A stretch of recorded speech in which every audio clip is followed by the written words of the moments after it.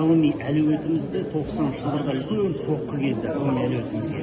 Мысалы, мына 90-шы жылдың соңында 52 мың ресми тіркелген ғылыми зерттеу институттарының қызметкерлері болған жағдайда 2000 жылы 10 жылдың ішінде 12 мың ғана қалды. Яғни 35 мыңнан астамы жоғалтылды.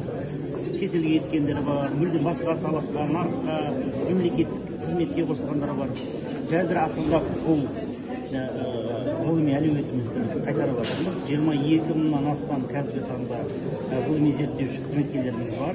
Не жасалуда? 3 үлкен бағытта жұмыс жасап жатырмыз. Біріншісі ғылыми кадрларды даярлау. PhD докторантураға президенттің тапсырмаларына сәйкес осы жылдан бастап гранттардың саны және көлемі де өседі. 5 мыңға дейін, жыл сайын 5 мыңға дейін жеткізілу керек 2 жылдың ішінде. Екінші үлкен бағыт ол қазіргі болған жас ғалымдарды қолдау. Ол үшін бірнеше шаралар қолданған. Жас ғалым деген арнайы гранттар берілуге бастады. Жылына 1000-ға жуық гранттарды беруге осы жылдан бастап беруге бастаймыз. 3 жылдық грант 500 мың айлығы бар. Яғни жас ғалымды аяққа тұрғанша дейін жеткізу.